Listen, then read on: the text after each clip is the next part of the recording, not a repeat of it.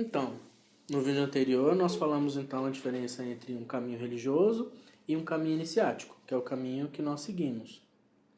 Vale complementar também que nós somos cabalistas cristãos e que nós encaramos a Ordem Esotérica Cristã como uma escola de cabala. Nós temos o Centro de Estudo e Meditação Cabalista, onde a gente divulga os nossos materiais, os nossos estudos. Nós eventualmente nos reunimos para fazer palestras, grupos de estudos sobre temas cabalistas. Nós realizamos anualmente a imersão cabalista, onde ficamos um final de semana inteiro tendo palestras e dinâmicas sobre cabala. E estamos sempre conversando e fazendo postagens nas redes sociais sobre temas do nosso interesse dentro da cabala. Então a cabala ela é realmente muito importante para a gente, enquanto um fundo cosmológico, um fundo explicativo sobre o que é que nós fazemos aqui. Existem muitos grupos que apenas comungam a ayahuasca, sem muita preocupação com o ritual.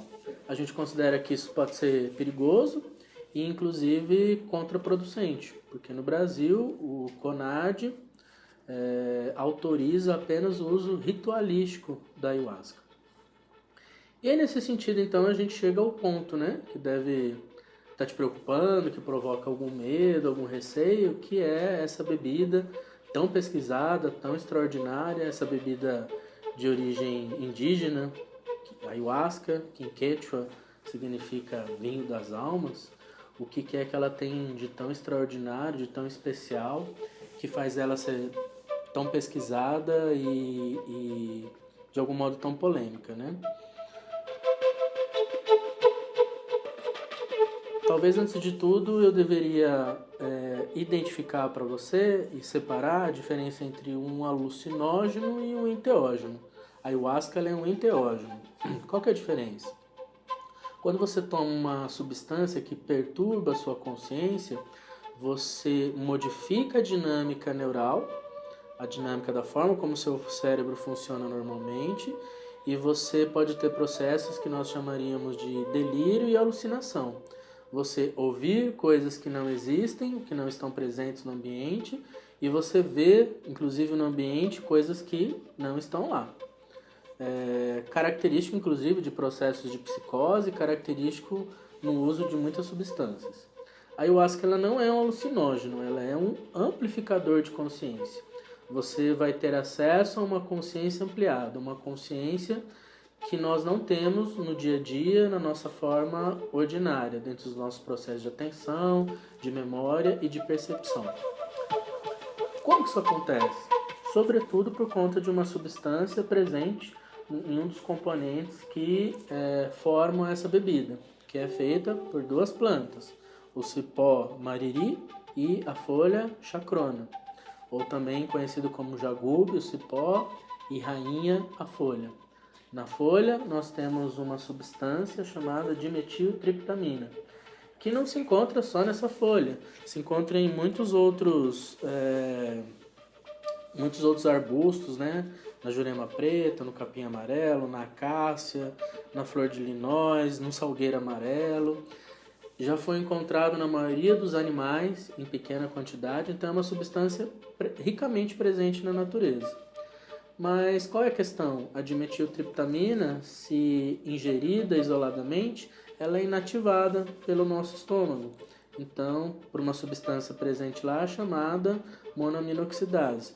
Então, o seu corpo não reconheceria essa substância.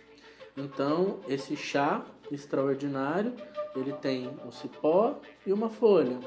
Na folha, a dimetiltriptamina, e no cipó, uma substância que inibe essa monoaminoxidase, fazendo então com que o seu corpo seja capaz de reconhecer a dimetiltriptamina. O que é importante dessa dimetiltriptamina? Ela já se encontra presente no nosso cérebro. Se você for lá no nosso cérebro, numa estrutura bem central, localizada bem ao centro da nossa cabeça, pegando aqui o centro e o centro, você vai chegar a uma estrutura chamada glândula pineal. A glândula pineal ela tem um papel muito importante no nosso ciclo circadiano, no processo, através dos processos de claro e escuro, avisando o nosso corpo que está na hora de despertar ou de adormecer. A glândula pineal ela libera a melatonina, que é muito importante para o nosso sono, e ela também libera pequenas quantidades de dimetiltriptamina. Em situações de morte ou de quase morte, essa quantidade de dimetiltriptamina liberada é enorme. Por isso que as pessoas que têm aquelas experiências de que morreram e depois voltaram, fazem relatos muito semelhantes ao que encontramos quando uma pessoa comunga ayahuasca. Então, a dimetiltriptamina já existe no nosso corpo. Nós não estamos colocando nada novo, nada que vai perturbar a sua consciência, nada que vai te tirar do seu estado normal para te colocar no estado de delírio ou alucinação. Vai ampliar a sua consciência, porque vai aumentar em quantidade aquilo que já existe naturalmente no nosso cérebro. Então, assim, é importante ter essa clareza, né? Você não vai estar utilizando uma substância que vai deturpar a sua consciência, provocar delírios, alucinações. Inclusive, na maior parte das vezes, os processos dentro da ayahuasca são feitos para dentro, de olhos fechados, um processo de interiorização. Mais tarde vou até contar um pouco os tipos de experiência que a gente pode ter, né? Então, resumindo, né, você pode ver aí nessa animação, nesse gráfico, existe então o cipó, chamado jagube, que tem uma série de substâncias, né, que vão inibir a monoaminoxidase no seu estômago. A monoaminoxidase estando inibida, torna possível que a dimetiltriptamina presente na folha chegue através da sua corrente sanguínea até o seu cérebro e possa lá fazer todo o trabalho de ampliação de consciência. O cipó não tem só essa função, né? Já tem muitos estudos, inclusive a ayahuasca é uma das substâncias mais estudadas do mundo, né? Que o cipó por si só já tem uma importância muito grande, né? Porque o cipó ele pode ter muitas relações também com diminuição de vício em algumas substâncias, um papel também em quadros de melhora de humor, em quadros depressivos. Então o cipó também tem a sua importância. E é claro, sem o cipó o chá não funcionaria.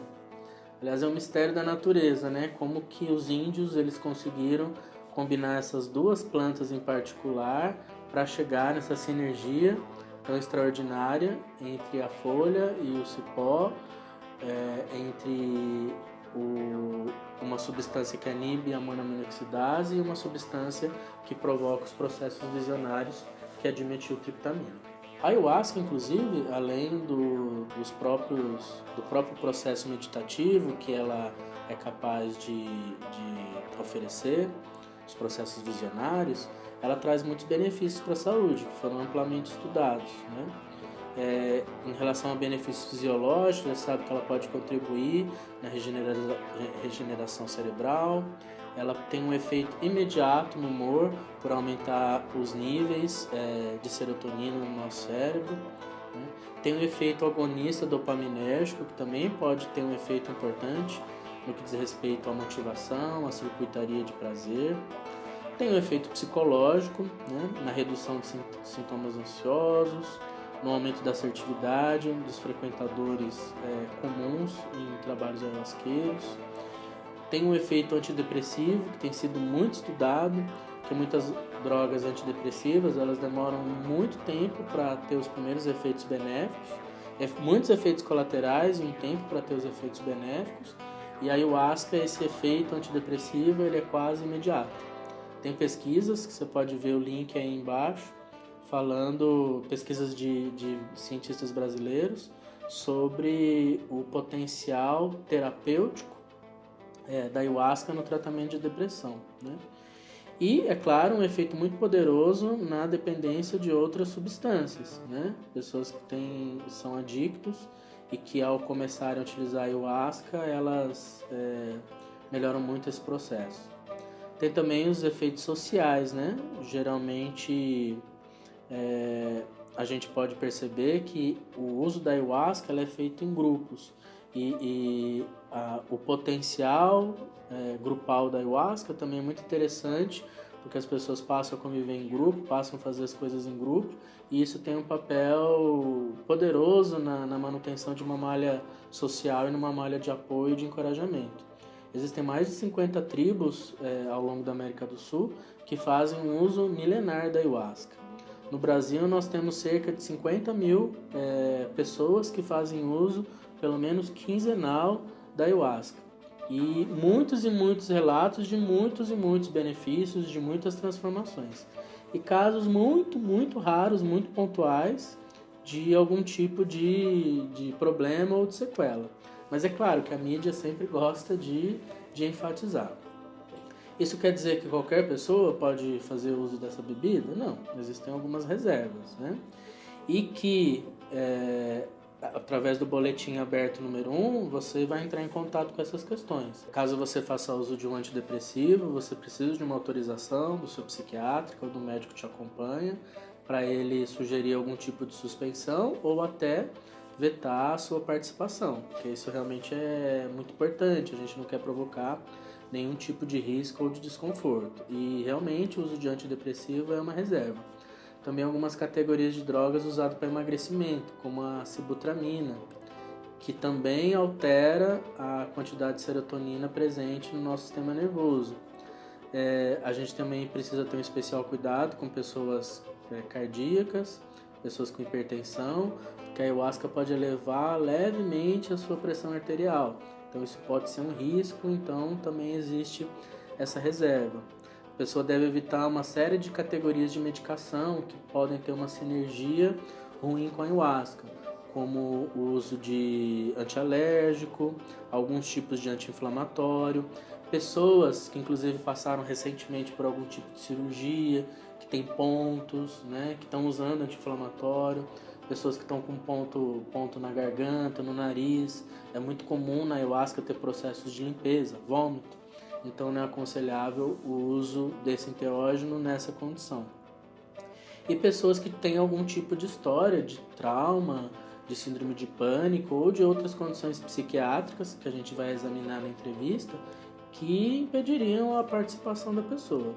Então, assim, nós somos muito cuidadosos nesse sentido. É uma recomendação do CONAD, é uma recomendação para o uso da ayahuasca, que ela é uma substância inofensiva para a saúde, uma substância sabidamente benéfica, que transforma as pessoas em vários âmbitos, mas que, é claro, como qualquer outra coisa, tem que ser usado com cuidado e tem aí as suas reservas.